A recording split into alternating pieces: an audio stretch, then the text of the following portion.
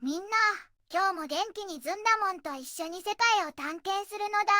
今回紹介する国は、アフリカの島国、サントメプリンシペなのだ。実はみんな知ってた？サントメプリンシペは、地図のど真ん中、つまり経度0度、緯度0度の地球のおへそに、世界で一番近い陸地なのだ。すごい場所にあるのだね。今日はこのサントメプリンシペに関するニュースを、全部で3つお届けするのだ。中でも特に注目なのが、2つ目のニュース。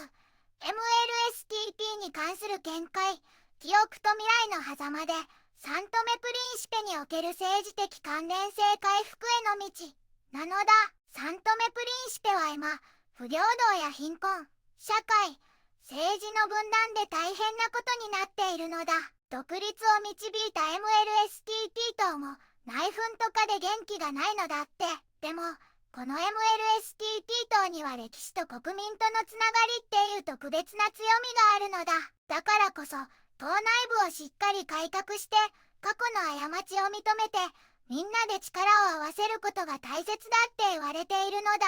過去の栄光だけじゃなくて、雇用や教育、公共サービスみたいに、みんなが本当に求めていることに応える未来のビジョンを掲げるべきなのだ。そして、農民さんや漁師さん、失業者さんたちの声に耳を傾けて、社会とのつながりを取り戻すのだ。教育改革、行政のデジタル化、農業、漁業戦略、不平等対策、汚職対策、文化振興、具体的な政策で国の問題を解決する。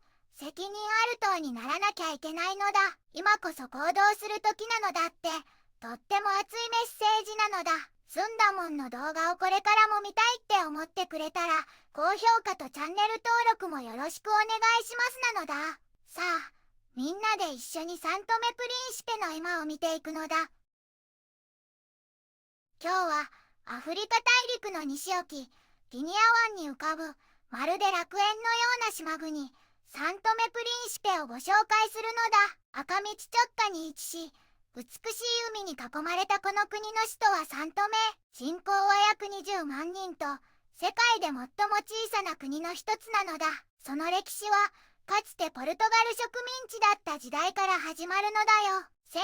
1975年に独立を果たし、今では民主的な共和制を築いているのだ。主要産業は、世界有数のカカオ生産地だった歴史を持ち、今もカカオやコーヒーが重要。近年は、豊かな自然を生かしたエコツーリズムに力を入れ、持続可能な観光が注目されているのだ。手つかずのビーチ、熱帯雨林、そしてポルトガル語とアフリカ文化が融合した独特のクレオール文化が魅力的なのだよ。新鮮な魚介を使った料理も絶品で、陽気な音楽が街に響く、そんな素敵な国なのだ。一つ目のニュースなのだ。政治考察。2022年11月25日の事案解決。対2026年選挙という記事なのだ。サントメプリンシペでは、2026年の選挙に重大な課題があるのだ。それは2022年11月25日の事件なのだ。この事件は不明瞭で、国民の心に深い傷を残しているのだ。国民は、真実と正義の解明後、安心して選挙に参加したいと願うのだ。国民は、公式発表を盲信せず、疑い深い距離で事実を見極める、成熟した態度なのだ。事件解決は、国家が公正、責任ある行動を示し、信頼を築く基盤なのだ。2026年の選挙は、事件解決で民主主義の質が決まる歴史的岐路なのだ。真実と正義がなければ、国民の和解も民主主義の安定も難しいのだ。国民が真実と正義を求めるのは、国家に和解の機会を与えているのだ。この教訓が、国の政治刷新の土台となるのだ。二つ目のニュースなのだ。MLSTP に関する見解。記憶と未来の狭間で、サントメプリンシペにおける政治的関連性回復への道、という記事なのだ。サントメプリンシペは不平等や貧困、社会、政治の分断で危機に瀕しているのだ。独立を導いた歴史ある MLSTP 党は、内紛と戦略の欠如で存在感を失いかけているのだ。でもこの党には歴史と国民とのつながりという特別な強みがあるのだ。 MLSTP が再び活躍するにはまず党内部を改革しないといけないのだ。リーダーシップを明確にし、過去の過ちを認め、党の団結を取り戻すのだ。透明性と実力主義を導入し、党自身がしっかり統治できることを示す必要があるのだ。過去の栄光だけでは若い世代は動かせないのだ。雇用、質の高い教育、効率的な公共サービスといった具体的な国民の課題に応える明確な未来のビジョンを掲げるべきなのだ。現代的な社会民主主義の理念に基づき、公平性、効率的な社会福祉、生産的な経済、持続可能性を目指すのだ。さらに、農民や漁師、失業者、地域住民の声を聞いて、社会とのつながりを再構築するのだ。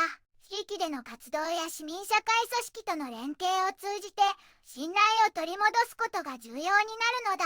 具体的な政策として、教育改革、行政のデジタル化、農業、漁業戦略、不平等対策、汚職対策、文化振興などを提案するのだ。過去への郷愁ではなく、明確なビジョンと具体的な行動で、国の問題を解決する責任ある党になるべきなのだ。今こそ行動する時なのだ。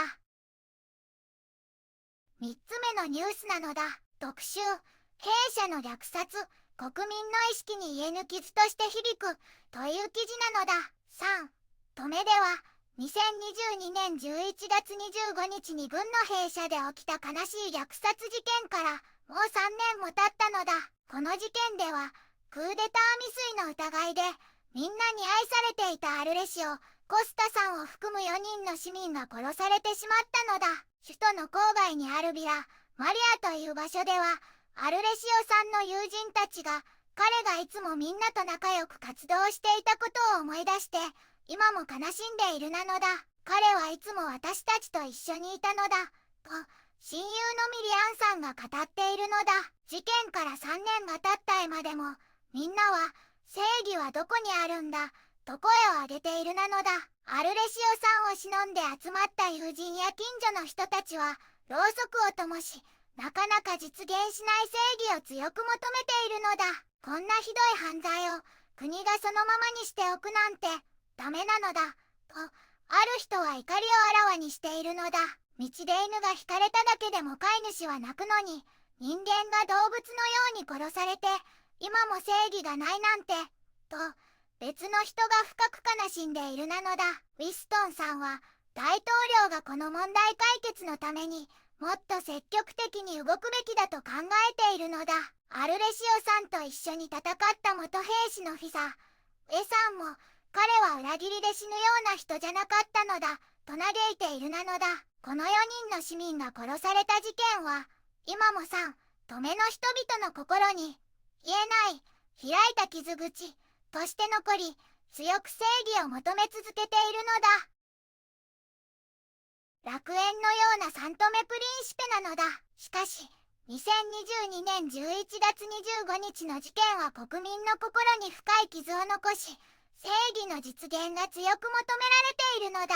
MLSTP 党の改革も国の未来を左右するのだよ。美しい自然と文化を守りつつ国民が真の平和と民主主義を享受できるよう今後の進展に注目するのだ。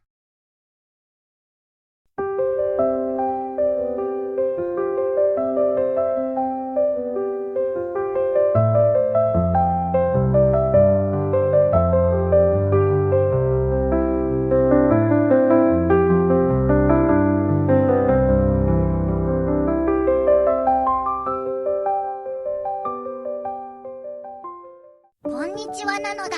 この番組では世界のあまり知られていない国や地域からちょっと不思議でちょっと感動するニュースをお届けするのだ。日本ではあまり話題にならないけど世界には僕たちが知らないままの出来事や優しさや驚きに満ちた物語がたくさんあるのだよ。テレビでもネットでもあまり見かけないけれど本当はもっと伝えられるべき小さな世界の声、そんな声を僕と一緒に知られざる世界の旅を始めるのだ。